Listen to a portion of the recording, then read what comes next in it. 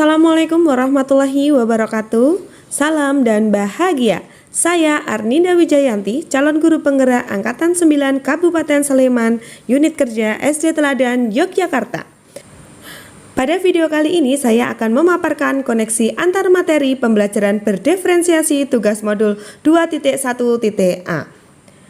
Perkenalkan, fasilitator saya adalah Bapak Suyadi, pengajar praktek Ibu Dita, dan saya sendiri calon guru penggerak Arninda. Baik Bapak Ibu, apa itu pembelajaran berdiferensiasi? Pembelajaran berdiferensiasi adalah usaha guru dalam menyesuaikan proses pembelajaran di kelas untuk memenuhi kebutuhan belajar individu murid. Intinya, pembelajaran berdiferensiasi adalah pembelajaran untuk mendukung semua murid di kelas kita. Murid terlahir dengan keadaan yang beragam karakteristik dan keunikannya masing-masing. Kebutuhan belajar murid haruslah saya penuhi dengan sebaik-baiknya. Sebagai seorang pendidik dalam menerapkan merdeka belajar, saya harus berpihak kepada kodrat anak dan kodrat zaman. Lalu, bagaimana cara untuk dapat melakukan pembelajaran diferensiasi di kelas? Bapak Ibu, agar dapat melakukan pembelajaran berdiferensiasi, guru harus memahami tujuan pembelajaran, mengetahui dan merespon kebutuhan belajar murid, menciptakan lingkungan belajar yang mengundang murid untuk belajar, melakukan manajemen kelas yang efektif, serta melakukan penilaian berkelanjutan. Kebutuhan belajar murid. Berkaitan dengan kebutuhan belajar murid, guru harus memahami 3 aspek sebagai berikut, yaitu kesiapan belajar murid, minat murid, dan profil belajar murid.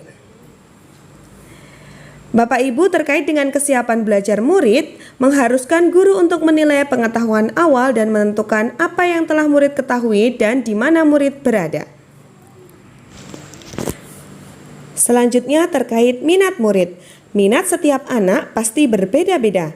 Minat adalah salah satu motivator penting bagi murid untuk terlibat aktif dalam proses pembelajaran. Selanjutnya, profil belajar murid, yaitu dipengaruhi oleh lingkungan, budaya, gaya belajar, serta kecerdasan majemuk. Kebutuhan belajar murid dapat diidentifikasi berdasarkan cara berikut, yaitu mengamati perilaku murid-murid, mengidentifikasi pengetahuan awal, mereview dan melakukan refleksi terhadap praktik pengajaran, berbicara dengan guru murid sebelumnya, membaca rapot murid di kelas sebelumnya, serta menggunakan berbagai penilaian formatif dan diagnostik. Selanjutnya, strategi untuk melakukan diferensiasi pembelajaran, yaitu ada diferensiasi konten, diferensiasi proses, dan diferensiasi produk.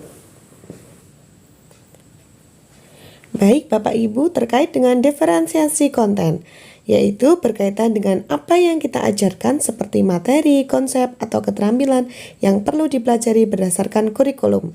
Mendiferensiasi konten bisa dilakukan dengan membedakan pengorganisasian atau format penyampaiannya, bukan mengubah atau menurunkan standar kurikulum. Selanjutnya, diferensiasi proses, yaitu kegiatan yang memungkinkan murid berlatih dan memahami atau memaknai konten dengan cara membedakan proses yang harus dijalani oleh murid. Dan yang terakhir adalah diferensiasi produk, yaitu bukti yang menunjukkan apa yang murid telah pahami dengan cara membedakan atau memodifikasi produk sebagai hasil belajar murid, hasil latihan, penerapan, dan pengembangan apa yang telah dipelajari. Adakah keterkaitan antara modul pembelajaran berdiferensi dengan modul yang lain?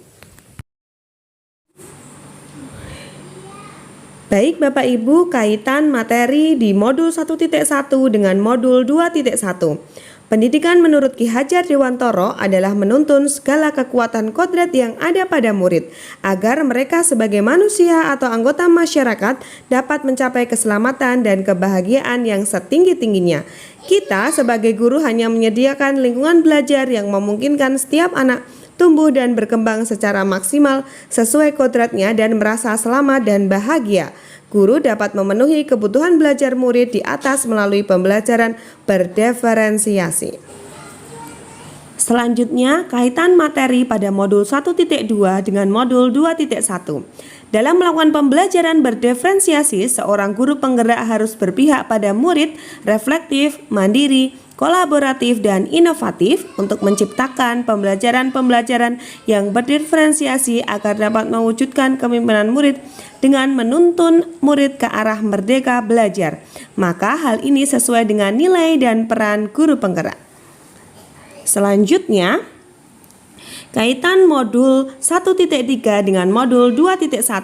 Pembelajaran berdiferensiasi dapat menjadi salah satu strategi untuk mewujudkan visi guru penggerak, yaitu berpihak pada murid. Selanjutnya, kaitan materi pada modul 1.4 dengan modul 2.1. Budaya positif yang dikembangkan di sekolah memiliki tujuan pembentukan karakter baik pada murid. Hal ini dipengaruhi oleh pembelajaran yang nyaman dan berpihak pada murid dengan memperhatikan kebutuhan belajarnya. Pada pembelajaran diferensiasi melalui konten, proses maupun produknya dapat mengoptimalkan hal tersebut. Baik Bapak Ibu, demikian tadi apa yang bisa saya sampaikan. Semoga bermanfaat. Terima kasih, salam dan bahagia. Wassalamualaikum warahmatullahi wabarakatuh.